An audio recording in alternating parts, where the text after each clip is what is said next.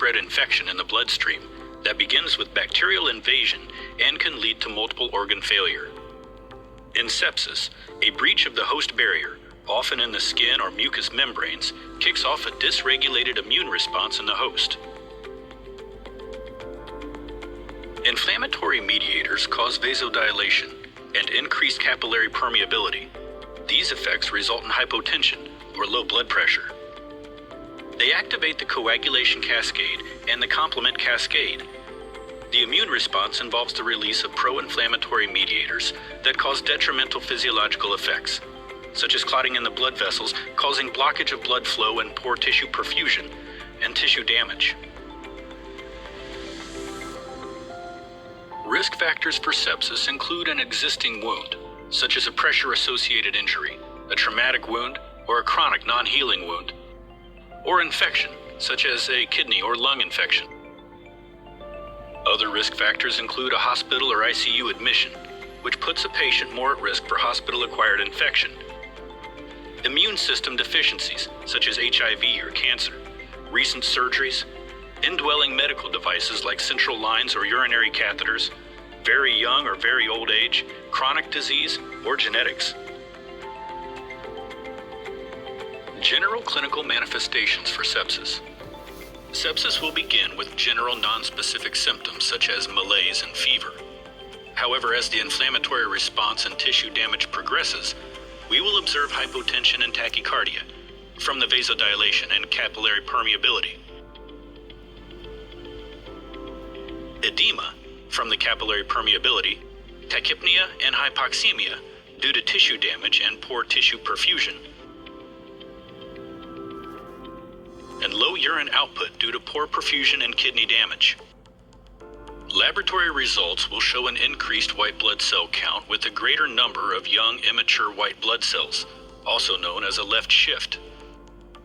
Increased inflammatory markers such as C-reactive protein and erythrocyte sedimentation rate, markers of hyperperfusion such as increased serum lactate, and markers of organ damage such as increased glucose, increased creatinine, and increased bilirubin.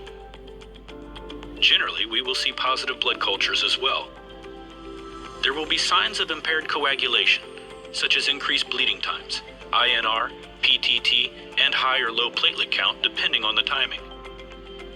Sepsis occurs on a continuum, starting with infection and ending with multiple organ dysfunction syndrome, or MODS, and then potentially death. Initially, a localized infection occurs with localized inflammation. If not treated, this can cause a widespread inflammatory reaction called systemic inflammatory response syndrome, also known as SIRS.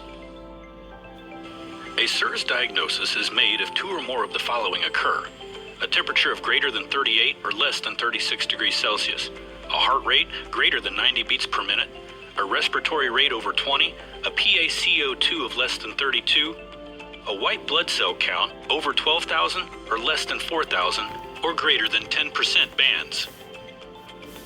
Sepsis is diagnosed if there is a diagnosed source of infection and the patient meets SIRS criteria.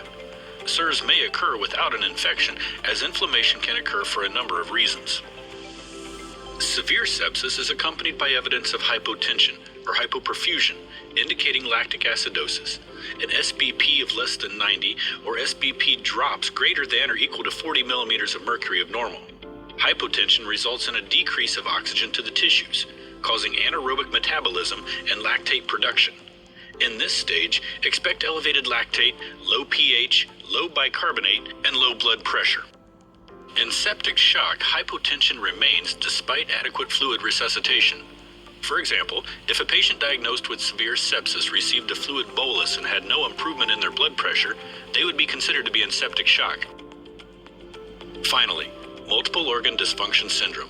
MODS is diagnosed when septic shock is accompanied by evidence of two or more organs failing. For example, we may see respiratory failure as impaired oxygenation and ventilation that requires mechanical ventilation, liver impairment that causes jaundice or elevated liver enzymes, kidney impairment, neurological impairment evidenced by decreased mental status, and cardiac impairment as cardiac arrest. If left untreated, MODS can result in death.